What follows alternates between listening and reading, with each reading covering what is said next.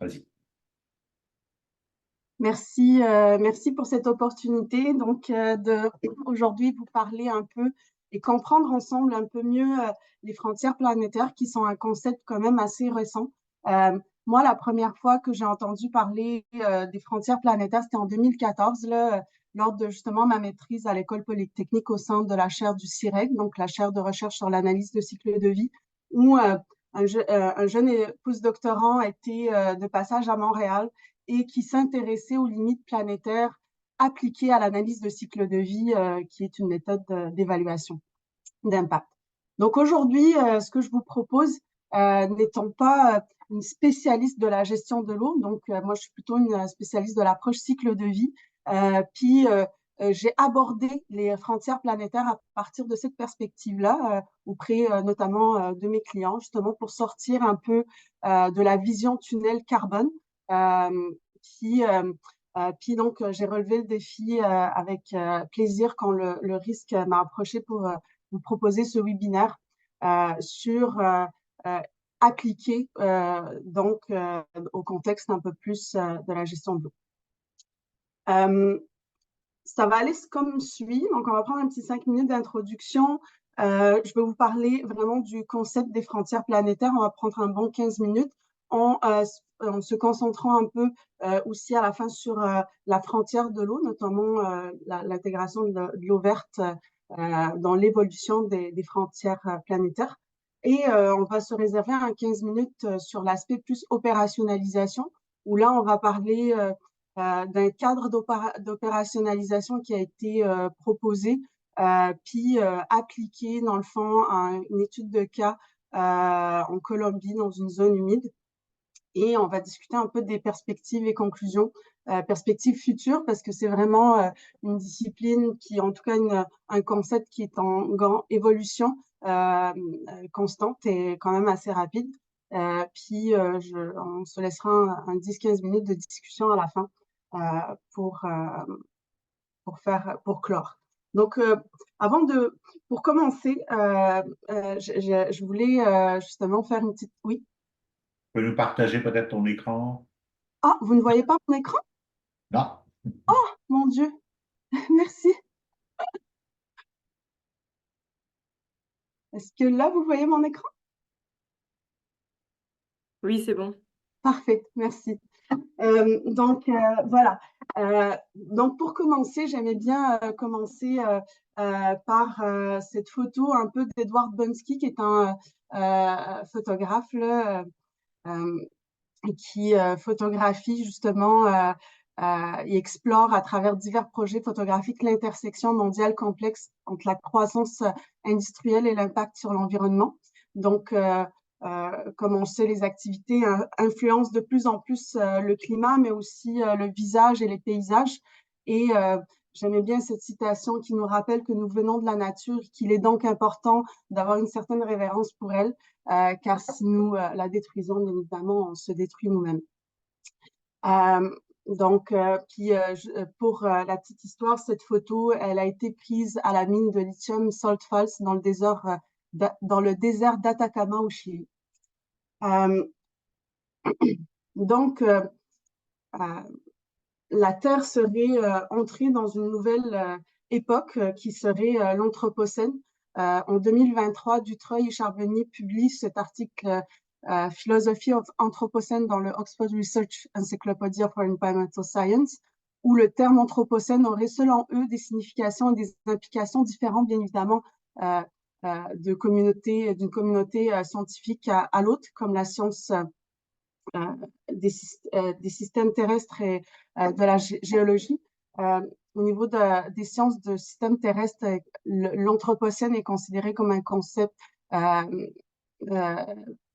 fournissant un cadre pour les décisions politiques, pour les gestions environnementales mondiales, alors qu'au niveau des géologues, ce sont plutôt plus prudents et réticents à s'engager dans des questions normatives liées à l'Anthropocène. Il faut dire que le principal débat scientifique dans ces discussions tourne autour de la date de cette nouvelle époque géologique, mais cette discussion a par la même occasion entraîné ou vice-versa une politisation du débat dans les années 2000, notamment avec les sciences humaines et les sciences sociales et les différentes aussi démarches politiques.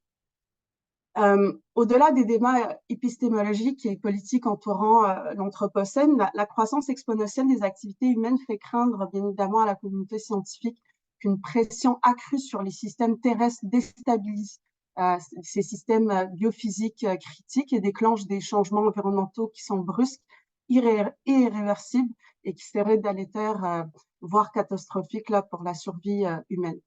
Tel que martelé, et je vous apprends rien depuis des années par les rapports du GIEC, dont le 6e ne fait pas exception et nous rappelant que les GES émis par les activités humaines ont réchauffé le climat à un rythme sans précédent.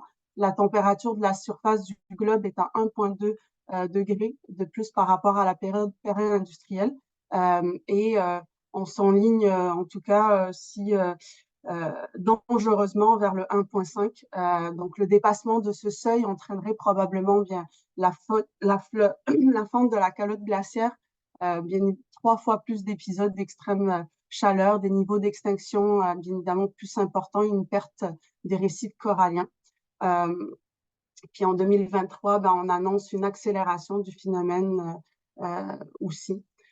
Donc, c'est dans ce contexte qu'en 2009, le Centre de résilience de Stockholm, à l'Université de Stockholm, publie un premier ouvrage pour présenter un nouveau concept qui sont les frontières planétaires pour estimer un espace de fonctionnement sûr pour l'humanité en ce qui concerne le fonctionnement du système Terre. C'était un premier effort pour identifier les processus clés du système qui permettent l'habitabilité de la Terre pour l'espèce humaine. Donc, leur travail visait à quantifier pour chaque processus le niveau limite qui ne devrait pas être dépassé pour maintenir les conditions habitables pour l'humain. Donc, c'est un cadre conceptuel pour définir un espace opérationnel sûr et qui se base sur l'identification de processus clés, de seuils ou limites qui déterminés par des normes sociétales, analyse de risque et incertitude, et une approche axée aussi sur les processus biophysiques. Donc, ça a vraiment un objectif de définir des règles basées sur les limites planétaires pour guider la gouvernance environnementale qui assure bien évidemment un développement humain soutenable par la planète. Les seuils, c'est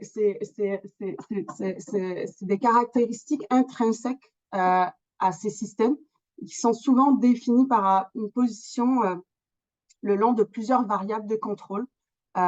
Certains processus des systèmes terrestres tels que le changement d'affectation des terres, par exemple, ne sont pas associés à des seuils connus à l'échelle continentale ou mondiale, mais peuvent, en raison du déclin continu des fonctions écologiques clés, telles que la séquestration du carbone, par exemple, provoquer des effondrements fonctionnels et générer des rétroactions qui déclenchent ou augmentent la probabilité d'un seuil global dans d'autres processus tels que le changement climatique. Donc, c'est que les différents seuils sont reliés entre les processus terrestres. La variable de contrôle, et on le voit ici dans le fond à droite, là, sur l'axe des X, c'est la variable de réponse qui serait les changements qui seraient observés dans le climat, tels que l'augmentation des températures moyennes, la fonte des glaciers, l'élévation des niveaux de la mer. Ce sont des indicateurs tangibles qui montrent comment le système terrestre réagit aux variations de la variable contrôle. Après, on a comme la zone d'incertitude qui est qui peut inclure différents aspects en fait, c'est là où on atteint les limites des connaissances scientifiques et la compréhension des seuils biophysiques. Cela peut inclure des aspects tels que la capacité de régénération des ressources, les répercussions des changements climatiques sur des modèles de précipitation et d'évaporation, mais aussi sur la biodiversité aquatique. Il peut également y avoir des effets non linéaires, comme le risque de basculement vers des états de ressources en eau qui deviendraient insuffisantes pour répondre aux besoins humains. Donc, c'est vraiment dans cette partie-là où, je ne sais pas si vous voyez, si je peux descendre ça. Ah. Voilà. Donc, le seuil, un peu, c'est cet endroit de bascule où l'incertitude est tellement grande, euh, euh, que ce soit au niveau des connaissances scientifiques et de la prévisibilité euh, des événements. Euh, puis, euh, puis en plus, bah, en fait, tout le travail, il est dans comment déterminer ces seuils. Quand on parle de frontières planétaires, bah, c'est justement cette zone qui inclut une safe operating space, donc cette zone d'opération sûre par rapport à la limite, donc jusqu'à la limite à partir de laquelle on n'est plus en mesure de prévoir les perturbations à venir et aussi l'effet d'emballement que ça a sur d'autres frontières planétaires. Donc, c'est un système ultra complexe euh, euh, où il y a énormément d'incertitudes, bien évidemment. Euh, les processus, en fait, terrestres, ils sont identifiés, bah, ils sont en 9 au total, puis ils regroupent les cycles biochimiques globaux tels que le cycle de l'azote, du phosphore, du carbone et le cycle de l'eau. Il y a aussi les grands systèmes de circulation physique de la planète, comme le climat, la stratosphère, donc pour les pollutions atmosphériques, et les systèmes océaniques, donc qui est exprimé par l'acidification des océans notamment, et les caractéristiques biophysiques telles que la biodiversité incluant marine et terrestre. Et deux autres caractéristiques qui sont considérées comme critiques puis associées à un changement global anthropique, c'est la charge d'aérosols, donc des particules dans l'air, et aussi la pollution chimique, donc les différentes entités qui sont produites chaque année, donc comme nombre de milliers, de dizaines de milliers d'entités chimiques sont produites chaque année, dont on ne sait pas forcément l'interaction avec l'environnement.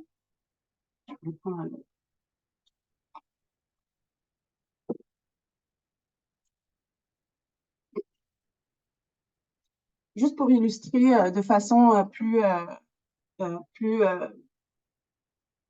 par un exemple, si on prend la limite du réchauffement climatique, bah, la variable contrôle, ça serait les émissions de GES. Les variables de réponse, ça serait bah, les changements climatiques, donc l'augmentation de la température, par exemple, le niveau des mers, des événements météo extrêmes, etc.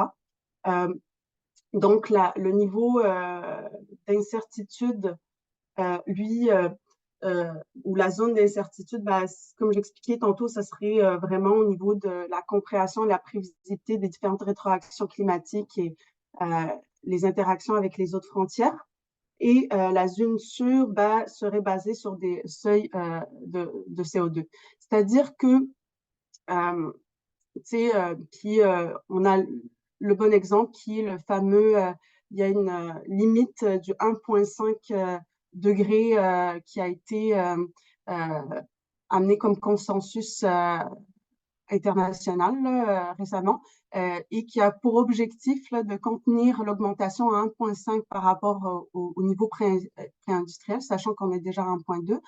Et bah, cette limite, elle est basée sur des projections scientifiques, sur des démarches climatiques, mais aussi sur des considérations politiques euh, euh, pour ce qui est perçu comme des objectifs réalistes.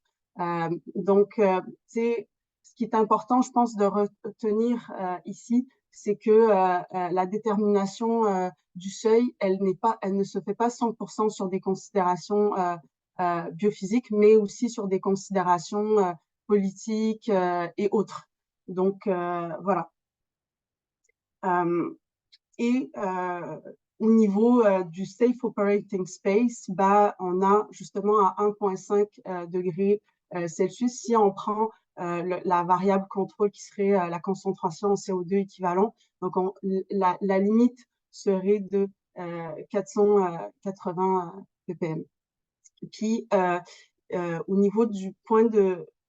Donc, c'est la limite du Safe Operating Space. Puis, au niveau du point de bascule, bah, il y a le fameux 2 degrés à partir duquel bah, il y a un effet d'emballement des changements climatiques. Là, c'est sûr qu'on parle beaucoup de nos jours du CO2 équivalent, mais la limite sur l'eau douce a été franchie en 2022. Donc, pour ceux qui observent au niveau des graphiques, là, on peut voir qu'on était passé de 3 limites sur 9 dépassées dans le premier graphique qui était en 2009. On était passé à 4 en 2015. En 2003, on est passé sur 6 frontières dépassées sur 9. Et aussi, quelque chose d'important, c'était la subdivision de la frontière eau en eau verte et eau douce, eau bleue. Donc, en ces dates, les chercheurs ont pris, c'est ça, cet nouveau indicateur. Euh, euh, et qu'est-ce qu'on considère par l'eau verte? C'est l'eau, tout ce qui est stocké dans les sols, utilisé par les plantes dans les croissances et développement, etc. Et on parlait des contrôles variables. Une des contrôles variables qu'on peut prendre pour déterminer l'eau dite verte, c'est le pourcentage de sols, par exemple, planétaires qui sont en déficit hydrique. Donc, normalement, le seuil donc, de fonctionnement normal, là, donc le seuil limite serait de 11,1 de sol à l'échelle globale en déficit hydrique. Et en septembre 2023, le niveau était à 15% des sols planétaires en déficit hydrique. Donc, c'est une autre illustration qui se fait de comment ça fonctionne justement les seuils. Qui est intéressant aussi, peut-être plus, et ce qui vous amène sûrement aujourd'hui, ce qui vous intéresse, peut-être c'est la partie cadre d'opération. Donc, comment ce concept peut s'appliquer dans un cas concret. La limite de l'eau, donc, excusez, je suis un peu perdue. Donc, c'est ça. Donc, les cadres, ce qu'il faut retenir là, c'est que les cadres des limites planétaires, ils définissent un espace de fonctionnement sûr pour l'humanité. Donc, c'est un concept qui se veut déjà opérationnel dans son intention. Elle représente 9 processus. Et s'ils sont perturbés, la limite de l'eau tente aussi. Donc, la limite de l'eau fait partie de ces processus terrestres, mais qui s'avère assez difficile de traduire à des échelles, parce que l'enjeu, c'est vraiment comment passer du seuil à l'échelle globale et le ramener à une activité locale. Et c'est d'autant plus difficile quand c'est le cas de limites ou de frontières planétaires comme l'eau, qui sont vraiment très contextuelles et qui s'expriment à différentes échelles. Donc, dans ce cadre qui est proposé par Zipper et al. En 2010, qui s'appelle Integrating the Water Planetary Boundary with Water Management. Donc, c'est un cadre qui est proposé qui se base sur 2 approches proposées. Donc, il se définit. Donc, l'approche proposée est une approche à plusieurs échelles par laquelle la frontière planétaire de l'eau pourrait guider la gestion et la gouvernance durable de l'eau. Ces échelles sont définies, dans le fond, par des caractéristiques physiques, notamment des bassins versants ou des aquifères, des frontières politiques, donc tout ce qui est les politiques à l'échelle des villes, des nations ou des groupes nations, et des entités plus commerciales qu'on voit ici, donc au niveau plus des pratiques corporatives, de l'industrie ou des outils tels que l'analyse de cycle de vie. Donc, mon écosystème professionnel plus à moi qui est en bas à droite. Puis, donc, au niveau des...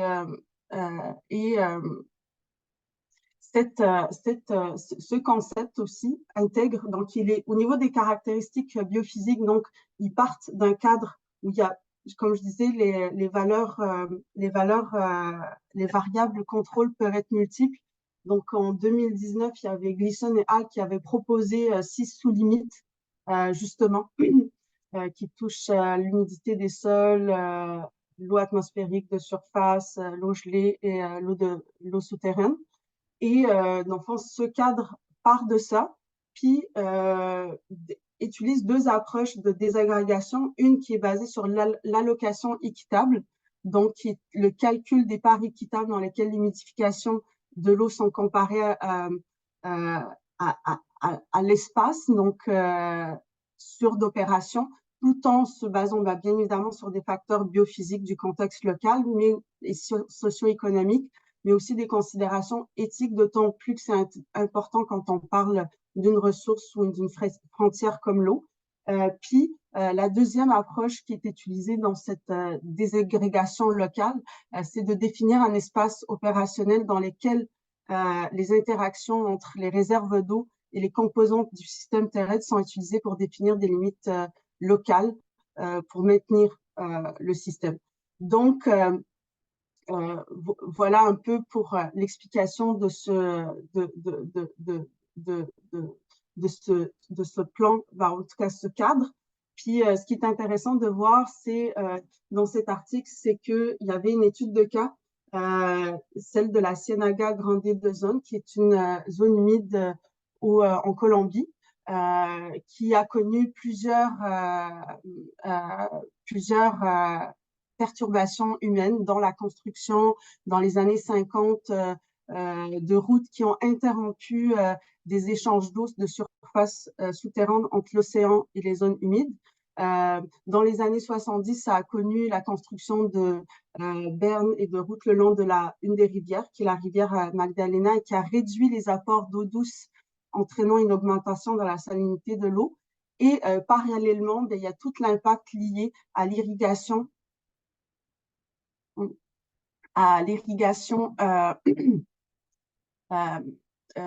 agricole qui entraîne une diminution d'eau douce parce qu'il y a un prélèvement, mais aussi une augmentation de la charge des sédiments. Puis, depuis les années 90, le gouvernement colombien a élaboré un plan de gestion environnementale à long terme pour cette zone. Le cadre de limite planétaire dans ce contexte-là permet d'identifier plusieurs mécanismes de rétroaction qui se produisent à des échelles spatiales imbriquées et qui définissent l'espace de fonctionnement local des zones humides. L'objectif premier de la gestion locale des zones humides de Ciénaga était de protéger l'écosystème des mangroves. Donc, tout le plan est axé là-dessus. Et pour ce qui est pour l'approche du cadre d'opération ou d'intégration des limites planétaires, l'objectif de l'espace opérationnel local sûr, là, qui est défini, qui fait partie de la frontière planétaire. Donc, pour l'approche de l'espace opérationnel local sûr, l'intégrité de la biosphère, donc la variable de réponse dépend du maintien de la salinité de l'eau. Donc, et de la maintenir dans une plage optimale qui est dans la région du Haut. Et 3 mécanismes hydrauliques se produisant à 3 échelles spatiales différentes qui influencent la salinité et limitent la sécurité opérationnelle locale. À l'échelle régionale, la quantité des précipitations entrant dans la zone humide de la Ciénaga est influencée par des cycles océan-atmosphère, notamment des événements tels que El Niño. Et pour ce qui est de l'échelle mondiale, l'élévation du niveau de la mer est liée à la fonte des calottes glaciaires qui, eux, sont produits par les réchauffements climatiques. Donc, on voit l'interaction. Et alors qu'à l'échelle locale, ce que je disais tout à l'heure, dans le fond, c'est vraiment l'écosystème de la mangrove qui est considéré. Donc, l'application de la deuxième approche donc ça c'est vraiment la désagrégation là, par l'approche euh, euh, du Safe Space Operating Zone et l'application de l'approche par partage équitable qui répartit les sous-limites planétaires de l'eau entre les zones humides de la Sienga utilise des sous-limites que j'avais nommées précédemment, là, des sous-limites de Gleason et Hall, qu'il faut noter qu'ils ne sont pas toutes considérées parce que, bah, par exemple, le niveau de l'humidité dans le sol n'était pas pertinent dans l'approche des parts équitables et par la productivité. Dans le fond, c'est une zone humide, donc cet indicateur, euh, il était pas pertinent. Donc, ça donne un peu une idée au niveau de l'application de ce cadre dans ça reste conceptuel, mais ça donne une bonne idée. Puis ce qui est intéressant surtout, c'est de retenir les conclusions de cette étude de cas qui a permis de mettre en évidence trois priorités de recherche qui permettront une meilleure intégration dans le fond du cadre des limites planétaires avec les approches existantes de gestion et de gouvernance de l'eau.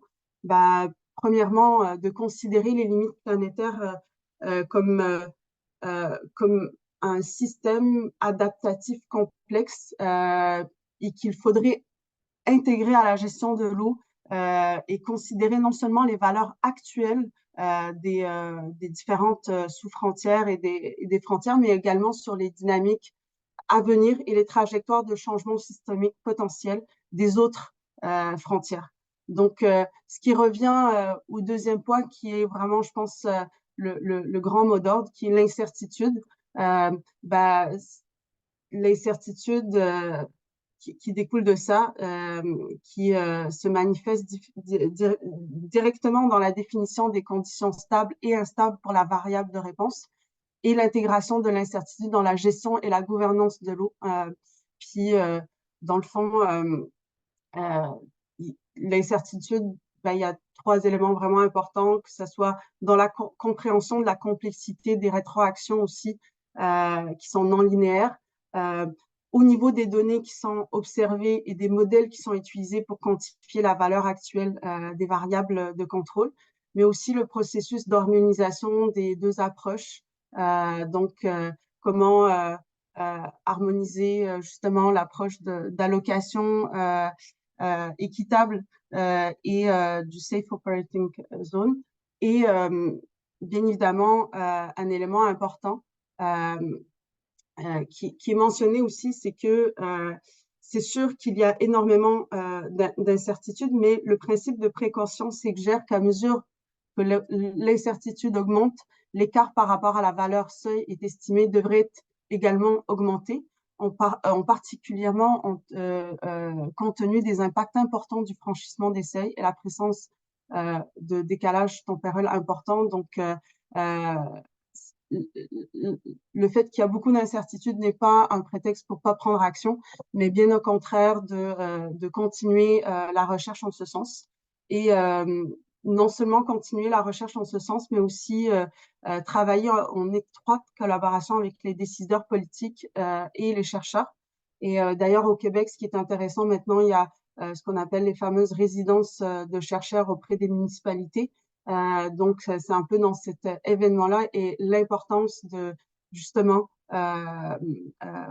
sensibiliser les preneurs de décision là-dessus, ce qui m'amène à clôturer un peu sur les différentes perspectives et conclusions, que ce soit bien évidemment au niveau de l'avancement des connaissances scientifiques pour réduire la zone d'incertitude, mais aussi les appliquer dans les cadres de gestion et de réglementation, notamment via divers outils qui existent, que ce soit des certifications. Il y a des certifications qui existent pour l'aménagement des sites, comme la certification SITES, qui considère différentes variables contrôle qui touchent l'eau verte, qui touchent l'eau douce, qui touchent la santé des sols, etc. Donc, et la biodiversité, etc. Donc, il y a déjà des outils qui sont en place qui peuvent être mis pour, pour, pour pour passer vers l'action et aussi le développement futur. Ça, c'est peut-être plus mon dada, mais qui, comme vous l'avez vu dans le cadre d'intégration, fait partie aussi des outils. Puis l'importance aussi d'intégrer, sortir de la vision tunnel carbone en essayant de régler un problème en créant d'autres.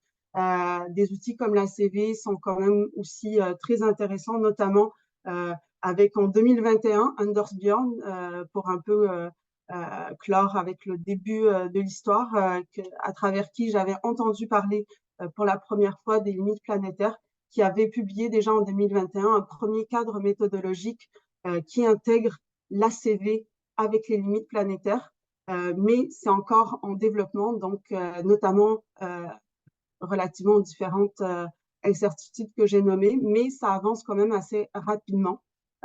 Donc, j'ai confiance et j'ai foi que dans les prochaines années, ça va faire partie, j'espère, des outils que je vais pouvoir, moi, utiliser sur le terrain, comme on dit, sur le plancher. C'est ça, pour sensibiliser justement les organisations, les institutions dans l'accompagnement de la prise de décision. Et pour finir sur l'élément important, c'est aussi l'aspect vulgarisation et partage des informations pour justement sortir encore une fois de la vision tunnel carbone, bien que la frontière carbone est importante, elle fait partie des 9 processus terrestres qui sont importants. Je vous invite pour ceux que ça intéresse, pour que ce soit avec les étudiants ou avec des amis, de participer à une fresque. Et il y a une fresque qui a été créée en 2020 par Arthur Lassus, un ingénieur français, un peu dans la même veine des différentes fresques qui sont produites de nos jours. Une fresque vraiment ludique et intéressante sur le concept. Et à Montréal, je pense que au niveau de la Maison du développement durable, il y a des soirées complètement fresques qui sont ouvertes à tout le monde, experts et non experts. Et c'est souvent des bons endroits aussi pour ce que j'apprécie beaucoup quand je fais mes ateliers, c'est quand il y a aussi des experts autour de la table, des citoyens, des professionnels. Donc, il y a vraiment une émulsion et un échange d'informations qui est intéressant, qui se fait pendant ces moments-là. Donc, voilà, je vous remercie pour votre attention. Je pense qu'on est un peu dans les temps, mais il nous reste, je pense, un petit 15 minutes pour des questions, discussions, peut-être. Merci beaucoup, Léla. Très intéressant. C'est vraiment extrêmement inspirant tout ça parce que ça nous amène à la fois à réfléchir sur d'où on, euh, d'où on vient, où est-ce qu'on est, puis où est-ce qu'on devrait aller. Donc, sans plus tarder, on peut peut-être arrêter le partage pour voir tout le monde et puis j'encouragerai tout le monde, ceux qui ont des questions. Alors, vous pouvez lever la main, ouvrir votre caméra ou également utiliser le chat.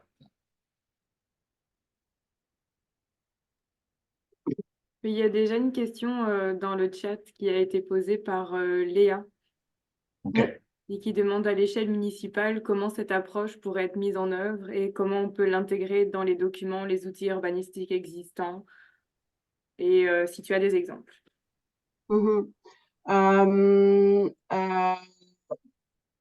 Par rapport aux limites planétaires, j'ai pas forcément des exemples, mais un exemple peut-être plus concret et réel, je l'ai donné un peu à la fin, c'est la certification SITES. C'est un peu comme une certification LEED, mais qui est axée sur l'aménagement du site. Et dans un peu, ça fonctionne comme une certification LEED. Il y a différents critères, donc déjà différents indicateurs qui visent qui visent des indicateurs qui touchent les limites planétaires, comme par exemple le niveau d'humidité des sols, la biodiversité, etc. Donc ça, c'est des outils qui existent déjà et qui peuvent être intégrés dans la réglementation assez facilement, c'est-à-dire au niveau des exigences d'aménagement de sites et au niveau des différentes réglementations aussi environnementales, de s'accoler minimalement à ce que ces certifications proposent. C'est déjà un pas énorme qui est fait en ce sens.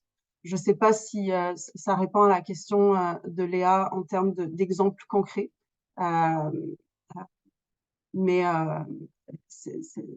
Oui, bonjour. bonjour. Oui. Merci beaucoup pour la réponse. Je ne connaissais pas du tout cette certification Mhm. SITE. Est-ce que c'est utilisé assez Oui. couramment? Oui, bah, il y a le premier site qui a été, bah, en fait, c'est une certification qui a été développée, et moi, je l'aime bien, parce que ça a été développé par une doctorante aux États-Unis et qui avait appliqué ça. La première, c'était sur un jardin botanique. Et c'est parti un peu de ça, puis ça s'est institutionnalisé dans la grosse machine américaine des certifications, là, du PCI, là. Donc qui ont quand même une force de frappe énorme dans la diffusion. Ça reste market driven, mais ce qui est intéressant, c'est que ce qu'elle a développé, ça venait vraiment dans une démarche de recherche. Donc, elle a vraiment considéré toutes les notions de euh, santé des sols, mais aussi cycle de l'eau, etc. C'est quand même pour ce qui existe concrètement et qui est utilisable, je trouve. Le premier parc à Montréal, c'était Bonaventure, qui a été certifié par Rousseau-Lefebvre. Il y a, je ne sais pas si c'est déjà officiel, mais bientôt un projet aussi à Montréal qui va être certifié. Donc, ça commence. Je vous le cacherai pas, c'est moins populaire que le LEED, qui est vraiment axé bâtiment. Et de toute façon aussi, c'est un peu représentatif hein, du rôle que les architectes paysagistes malheureusement ont sur les parts de gros marchés de construction. C'est pas eux qui ont les plus gros, mais c'est en train de changer. Donc, je pense que ça pourrait donner un gros coup de main si au niveau municipal, c'est intégré au niveau des réglementations, puis des politiques et des orientations. D'accord, merci beaucoup.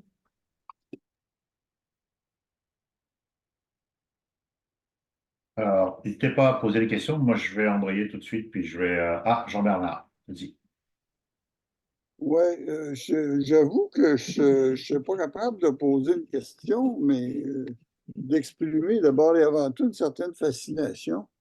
Ah, ah ben, Parce que je trouve que ça nous manque d'avoir dans la vie courante, puis dans la vie des décideurs publics, par exemple, qui décident de notre sort dans la vie en société en approuvant des projets, en faisant des projets, sans avoir de cadre de référence de ce type-là.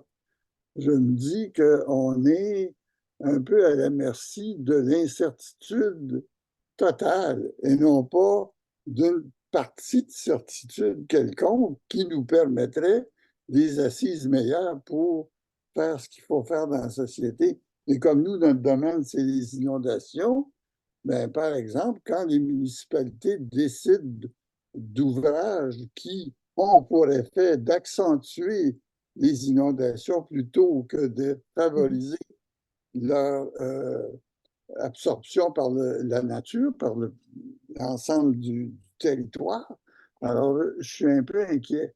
Mais tant qu'on n'aurait pas, me semble, d'outils scientifiques sérieux à présenter, et même en support aux chercheurs qui peuvent aussi s'alimenter pour mieux éclairer les décideurs, je pense qu'on est un peu à l'aveugle. Et je trouve ça assez fascinant que quelqu'un comme ça aujourd'hui vienne nous dire soyez pas aveugles, regardez un peu en avant, il y a quand même quelque chose de clair. Et le schéma présenté aujourd'hui était très clair. ah ben, merci beaucoup. Et si vous avez des commentaires à faire sur mon commentaire, ça me fera plaisir de les entendre. Merci beaucoup. J'avoue que ça vous gêne un peu.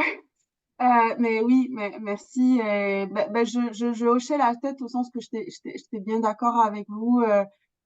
Puis, au niveau des ouvrages, là, moi, dans mon parcours, j'ai été quelques années, en tout cas un bon 5 ans, où j'étais plus au domaine architecture et donc certification, etc. Et ça résonne avec moi et c'est pour ça que pas que je milite, mais je veux vraiment pousser, c'est de sortir de la vision tunnel carbone parce que je trouve ça dangereux. Et quand je vois cet avènement et je salue quand même les efforts que ça amène. Tu sais, je diabolise pas. Tu sais, c'est cool si ça fait bouger le monde, mais le net zéro, c'est à double tranchant. Vous comprenez ce que je veux dire? Tout à fait. Ça fait bouger le monde, mais le meilleur exemple, c'est la fameuse couche d'ozone, qui est une des limites planétaires, qui nous a prouvé que, on est capable de se coordonner quand on est motivé. C'est le protocole de Montréal dans les années 70 qui avait banni les HFC. Mais aussi, ça a été la preuve que quand on prend un problème tout seul, on en crée un autre, on l'a remplacé par un autre type de gaz qui, lui, a des effets de changement climatique milliers de fois de plus. Parce qu'on a regardé un truc et oui, c'est de plus en plus complexe. Et comment vulgariser la complexité, et d'autant plus votre commentaire me touche. La vulgarisation, je pense que il va falloir une armée de vulgarisateurs, parce que c'est surtout ça. Et quand je suis avec mes clients, ben, c'est la même chose. Je commence, on fait une petite fresque, c'est important. Sinon, on reste sur des considérations. Ouais, mais combien ça coûte? Qu'est-ce que ça me rapporte? C'est important de faire cette étape-là. Et voilà, c'était juste ça. Mais merci beaucoup. Ben, merci aussi. Alors, je vais enchaîner, puis peut-être ça va emmener d'autres questions. Mais vraiment, bon, c'est très intéressant. J'avais aussi suivi un petit peu ce que faisait aussi le Resilience Center de Stockholm, qui est un peu on va dire, un des pionniers dans cette réflexion-là, très englobante. On est en réflexion aussi au sein du risque, sur les risques systémiques, tout ça. Fait que vous apportez de l'eau à notre moulin collectif. J'avais une question avant de rebondir sur la question de Léla juste avant. J'ai bien entendu 15% des sols continentaux étaient en déficit hydrique en 2023. Oui, OK. c'est sur un site, c'est le site de l'ADEME, je peux vous envoyer OK. Mais c'est vraiment. Moi, j'avais un chiffre, mais il n'était pas. Mais celui-là, puis on en parlait justement avec plusieurs collègues récemment. C'est majeur. Alors, moi, j'aime beaucoup cette vision aussi d'ensemble, parce qu'effectivement, une intervention à un endroit, vous venez de le mentionner, peut avoir aussi des conséquences ailleurs. C'est important d'avoir. Mais je reviens aussi sur la notion, justement, cette idée, justement, de développer ces outils-là à des échelles de bassin versant. Vous l'avez mentionné. Mhm, Je ne peux pas m'empêcher de parler de ça, parce que ce matin, dans la presse, on parlait du fait qu'il y a une déforestation qui s'accentue. mhm. Puis ça, évidemment, au Canada, avec les feux de forêt qu'on a eu cette année, mais dans les zones tropicales.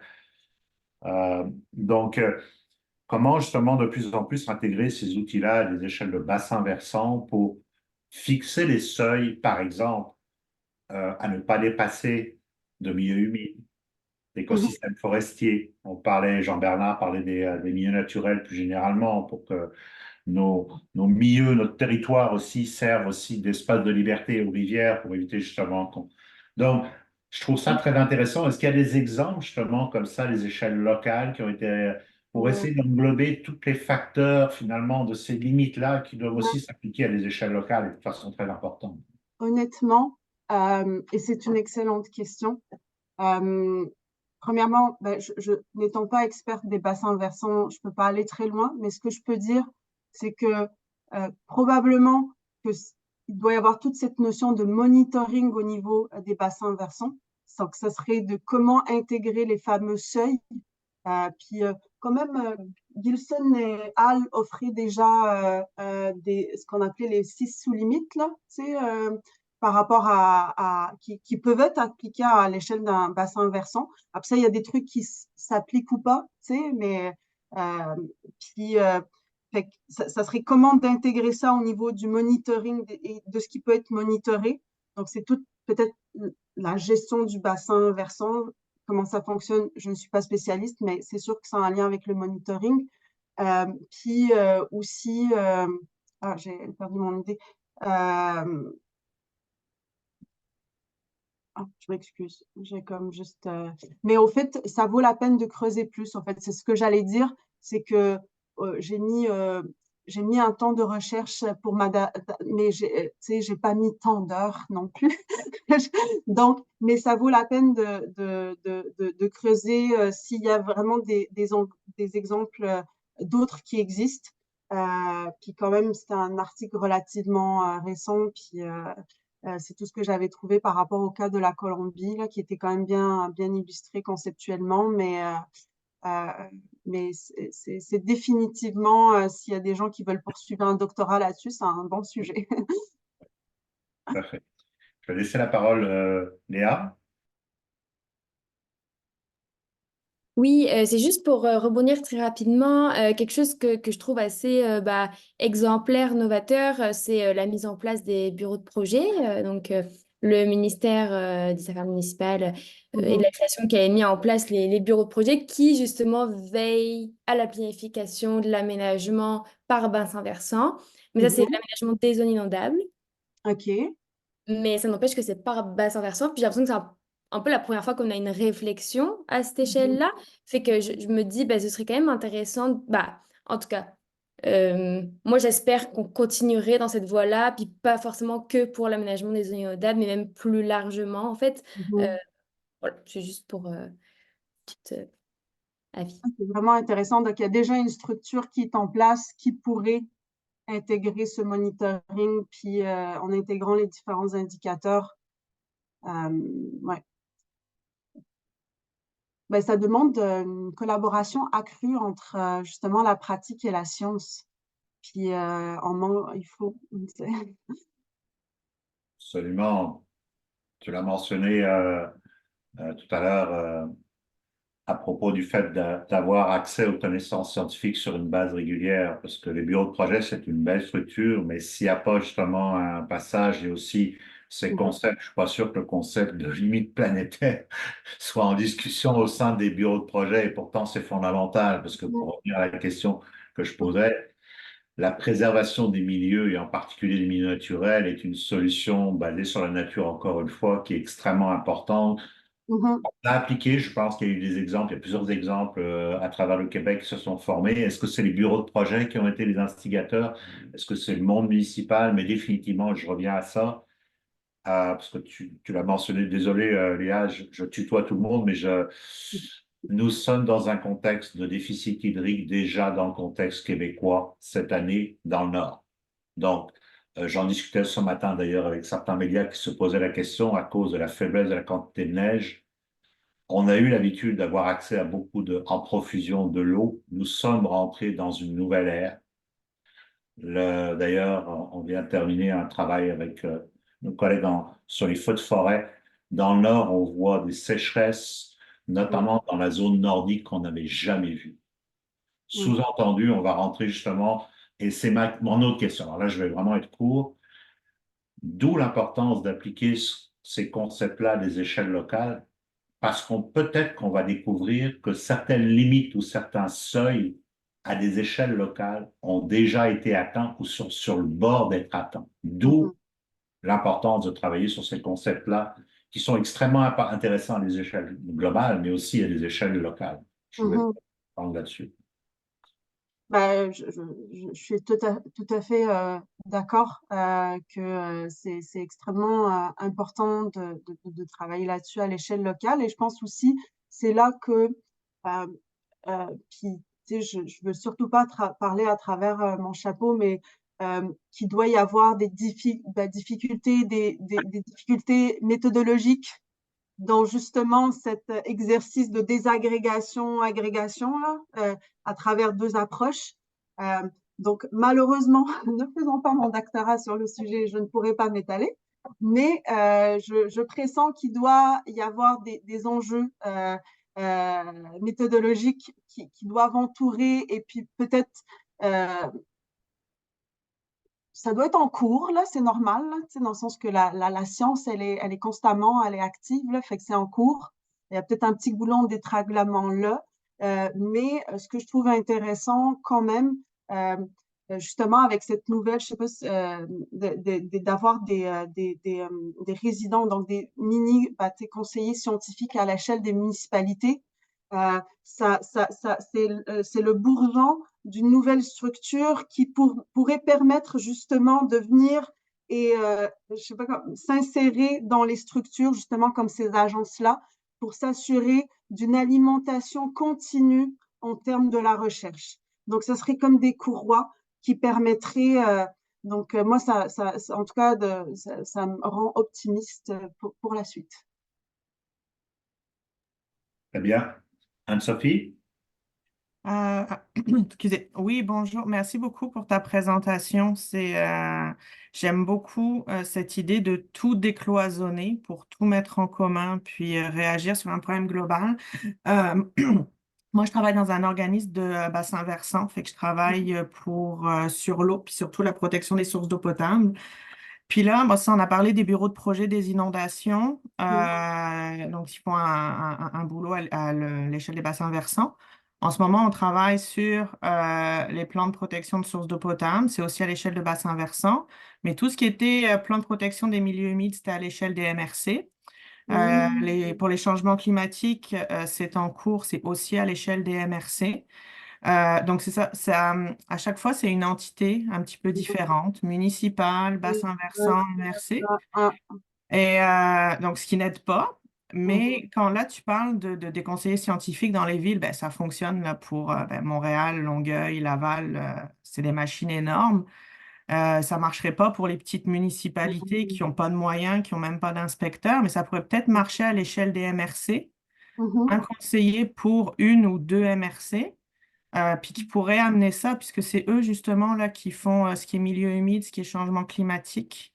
C'est une idée comme ça, là. Je ne sais pas du tout comment l'amener autre, là. Mais nous, ce qu'on voit en tout cas à l'échelle locale, c'est que les actions qu'on est capable de prendre efficaces, c'est grâce aux municipalités ou aux MRC. C'est eux qui nous donnent des mandats. On a par exemple de gros problèmes de manque d'eau à Oka. Et puis regarde, c'est grâce à la ville qu'on travaille sur un projet comme ça. Fait que c'est vraiment comme très, très local là, le moyen d'avoir des actions qui fonctionnent. Parce que c'est ça, si on attend que le gouvernement arrive puis que ça redescende, ça ne marche pas. Il faut vraiment pousser dans l'autre sens. Là. Et que j'ai pas vraiment de réponse, pas vraiment de questions, mais c'est un très bon commentaire, puis ça me projette justement dans mes années en urbanisme à l'UQAM. C'est un typique enjeu de subsidiarité, là, donc chaque palier décide. Fait que ça, c'est vraiment intéressant. Puis je trouve que les solutions que tu proposes sont très intéressantes. Effectivement, si c'est pas peut-être pour les grosses municipalités, mais de comment justement là, structurer ça. Mais tu amènes un bon point. Fait que si vous êtes appelé par les municipalités, donc s'il y a un scientifique en chef dans la municipalité qui prend ça en considération, en tout cas, mais il y a de la collaboration possible. Puis effectivement, c'est un très bon point que tu apportes. Puis il y a énormément, surtout, je pense, cette sensibilisation à faire auprès des gens, tu sais, leur ramener les concepts. Moi, j'aime beaucoup les fresques, vraiment, là, fresque de l'eau, on le fait, ça fonctionne. Puis je pense que c'est ça, tu sais, je ne connaissais pas du tout, tu sais, cette fresque-là, là, mais je vais envoyer ça, nous, à notre chargé de com, là, si c'est quelque chose qu'on pourrait faire pour nos villes, un exercice, là. Oui, ça peut être très intéressant pour les preneurs de décision.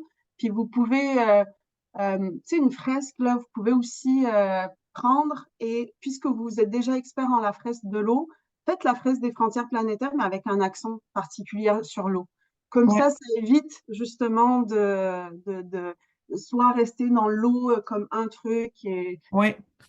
ouais. Ben, puis ça serait bon pour nous. Puis nous, on travaille beaucoup dans l'eau en milieu agricole. Mais là, c'est ça. On voit les GES, les producteurs. Finalement, tu sais, c'est ça. Tu sais, c'est l'azote qui contribue beaucoup plus aux GES qu'autre chose chez les producteurs. Fait que même quelqu'un qui est en production biologique, petite production familiale et tout, au final, il va pas réussir à arriver à ses objectifs de GES juste parce que il va utiliser un petit peu d'azote. Fait que c'est ça, il y a comme tout un... Ouais. C'est comme tu disais, là, le tunnel carbone, là, faut... Ouais, c'est dangereux. Enfin, c'est ça. Ça, c'est. Oui.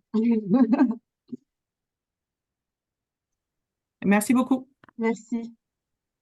Ben, je vois que ça suscite beaucoup d'intérêt, fait que on va certainement poursuivre la discussion et non seulement, moi je vais aller faire un tour à la Maison de développement durable, regarder les fresques et tout ça, puis participer, mais c'est tellement inspirant parce que peut-être justement, encore une fois, ces concepts étaient appliqués à des échelles locales, à certaines décisions qui se prendraient différemment en termes d'aménagement du territoire, par exemple. Parce que, encore une fois, on atteint des limites dans certains endroits qu'on ne doit pas dépasser, non seulement pour la préservation des milieux humains, des milieux de vie, mais aussi pour la préservation de toutes les ressources dont on dépend effectivement les uns et les autres.